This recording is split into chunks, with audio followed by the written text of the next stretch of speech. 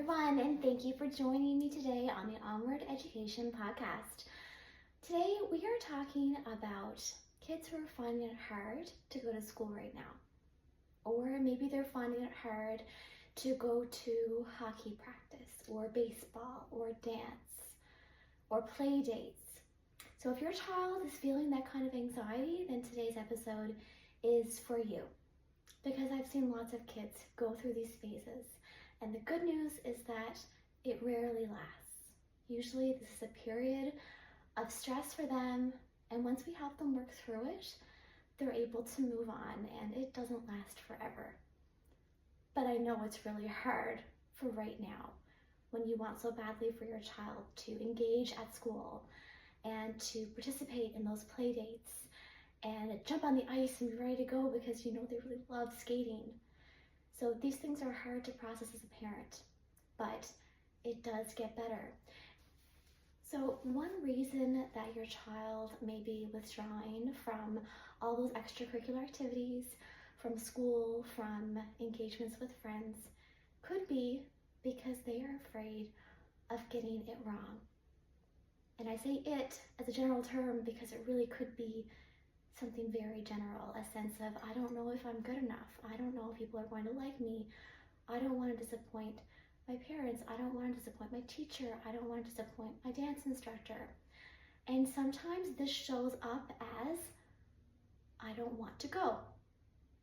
And your child may not say exactly what it is. And they might not be deliberately withholding this information from you. They may not know what it is. And it's not to say that's the only reason why your child might experience school aversion or other extracurricular aversion, but it is a common one. So if this is the case for your child and they're finding that they are afraid to try because they don't want to disappoint you or disappoint other adults in their lives, in their life, or their friends, then I have an activity that you can do with them. And I just did it with one of my students last week. It worked really well. So I asked my student to talk about a friend of theirs and try to get them really animated, get them to tell you all the details about their close friend. And as a parent, you probably already know this information, but as a teacher, I don't always have access to that. So if you already know, then ask them, if your friend at school, and you can say their name, if your friend at school is working on a project, what would you say doing a good job looks like? And maybe they'll have answers off the top of their head, but if they don't, it's okay. You can ask questions. So you can say, what about if he needed to ask for help? Would that mean that he wasn't doing a good job anymore? And most kids will say, well, no. If he asked for help, I'd still tell him he was doing a good job. And then you can ask, what about if your friend, she made mistakes? She was trying really hard, but she was making mistakes, getting some of it right, but not all of it right. Does that mean that she's not doing a good job? And then your child's probably going to say, no, if they're trying their best, they're still doing a good job. So asking prompting questions like this can help your child reframe what doing a good job looks like. And then afterwards, what I did with my student is I asked them to describe what doing a good job looked like for them and for their work. And this is a really powerful conversation to have with your child, because you might find that the standard that they're holding themselves to is just unattainable. And if they are under the impression that for them to be doing what is perceived as a good job is to have no mistakes, to never need to ask for help, to have everyone else think that's a good job and it doesn't matter what they think of it themselves. Sometimes when parents hear this, they feel a little guilt because they're thinking, oh wow, I didn't try to give this messaging to my child. I never tell them they're not good enough. I always tell them they're doing a great job.